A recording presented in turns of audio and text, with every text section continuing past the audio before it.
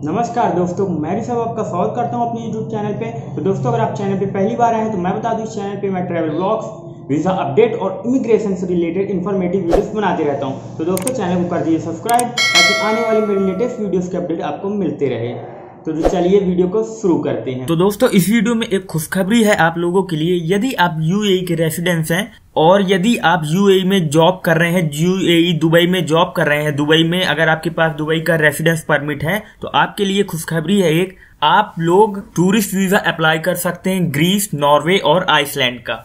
जी हाँ दोस्तों, आपने बिल्कुल ठीक सुना। अगर आपके पास दुबई का रेसिडेंस परमिट है, आप दुबई में रह रहे हैं, आप दुबई में जॉब कर रहे हैं, दुबई में नौकरी कर रहे हैं, यूएई में कहीं भी, तो आप ग्रीस, नॉर्वे और आइसलैंड का टूरिस्ट वीजा ले सकते हैं। उसके लिए आपको करना क्या होगा, जो यूएई में 2 वीएफएस सेंटर है, एक है दुबई में और दूसरा है अबू धाबी में। तो आपके नियर बाई जो हो, आप वहां जाकर अपने डॉक्यूमेंट सबमिट करा सकते हैं और अपनी वीजा फाइल प्रोसेसिंग करा सकते हैं। मैं आपको चेकलिस्ट से बता दे रहा हूं क्या क्या डॉक्यूमेंट्स लगेंगे आपको ग्रीस टूरिस्ट वीजा अप्लाई करने के लिए। तो चलिए मैं आपको पहले बता देता हूं ग्रीस टूरिस्ट वीजा के लिए क्या क्या डॉक्यूमेंट्स लगेंगे। तो आप डॉक्यूमेंट्स नोट कर लीजिए, मैं आपको बता रहा हूं। सबसे पहले आपको पासपोर्ट चाहिए, का वैलिड पासपोर्ट होना चाहिए। पासपोर्ट साइज फोटोग्राफ चाहिए जिसका व्हाइट बैकग्राउंड होना चाहिए। फोटोग्राफ रिसेंटली का होना चाहिए, काफी पुराना नहीं होना चाहिए, और फेस अच्छे से कवर होना चाहिए, उसमें दिखना चाहिए। और उसके बाद को चाहिए कवरिंग लेटर। तो कवरिंग लेटर में आपको सब कुछ मेंशन करना होगा, आप किस पर्पज से जा रहे हैं, आप टूरिज्म के लिए जा रहे हैं तो कहाँ कहाँ जाएंगे, आप किस किस जगह जाएंगे, और आपका सारा पर्पज उसमें मेंशन होना चाहिए, आप कितने दिन स्टे करेंगे और किस किस जगह। तो कवरिंग लेटर में आपको सारा कुछ मेंशन करना होगा। और कवरिंग लेटर में आपको ये भी बताना है कि आप यूएई में काम क्या करते हैं, किस जगह काम करते हैं, ये भी आपको बताना है कवरिंग लेटर में। फिर उसके बाद आता है, उसके बाद आपको अपनी होटल रिजर्वेशन बुकिंग दिखानी होगी, तो वो आपको अपनी पहले होटल बुकिंग कर लेनी है।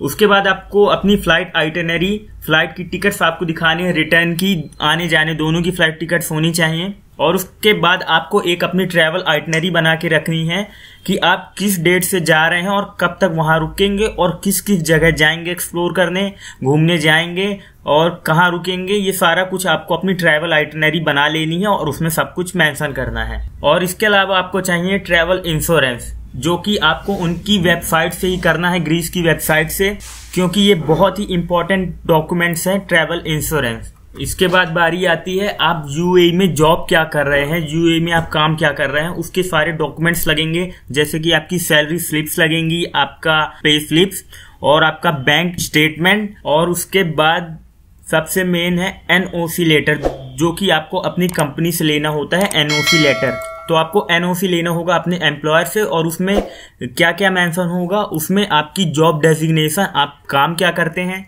आपकी सैलरी क्या है, आपका कॉन्ट्रैक्ट कब तक का है, आपका एम्प्लॉयमेंट स्टेटस क्या है, ये सारा कुछ मेंशन होना चाहिए एनओसी में। और उसके बाद रेजिडेंस परमिट। तो जो आपका रेजिडेंस परमिट है, जब आप ग्रीस का टूरिस्ट वीजा अप्लाई कर रहे हैं, उसकी डेट से 3 मंथ और या फिर 3 मंथ से ज्यादा का वैलिड होना चाहिए। वैलिडिटी जो हो 3 मंथ से ज्यादा की होनी चाहिए। एग्जाम्पल के लिए मैं आपको बता दे रहा हूं, जैसे आप 1 जून से अप्लाई कर रहे हैं, आप 1 जून से अप्लाई कर रहे हैं, तो आपको जून से मतलब कि 1 जून से लेकर आगे के नेक्स्ट 3 मंथ तक आपका रेसिडेंस परमिट वैलिड होना चाहिए यूएई का जो है। तो आपका रेसिडेंस परमिट और वर्क परमिट जो है वो 3 महीने आगे तक का वैलिड होना चाहिए जब आप अप्लाई कर रहे हैं वीजा। और यदि आपका वर्क परमिट, रेसिडेंस परमिट अगर 3 महीने से कम का है और वो एक्सपायर होने वाला है, तो आपको पहले उसको रिन्यू कराना होगा, तभी आप कहीं जाकर वीजा अप्लाई कर सकते हैं। तो ये सारे डॉक्यूमेंट्स आपको वीएफएस लेकर जाना है और वहां जाकर आपको अपने वीजा की प्रोसेसिंग करानी है। यूएई में 2 वीएफएस सेंटर हैं, मैं दोनों के एड्रेस आपको डिस्क्रिप्शन में दे दूंगा। पहला है एक दुबई में है और दूसरा है अबू धाबी में, तो मैं दोनों के एड्रेस आपको डिस्क्रिप्शन में दे दूंगा।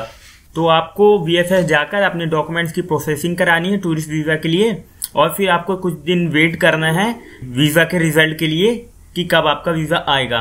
तो पहले आपको अपनी वीएफएस में अपॉइंटमेंट फिक्स करनी है और फिर जाकर वहां फाइल सबमिट करनी है और फाइल सबमिट होने के बाद आपको कुछ दिन का वेट करना है और रिजल्ट आने के लिए। तो गाइस एक बार और मैं क्लियर कर देना चाह रहा हूँ, ये सिर्फ और सिर्फ उन लोगों के लिए है जो यूएई में रह रहे हैं या यूएई में रहकर जॉब कर रहे हैं, वर्क कर रहे हैं, ये सिर्फ उनके लिए है।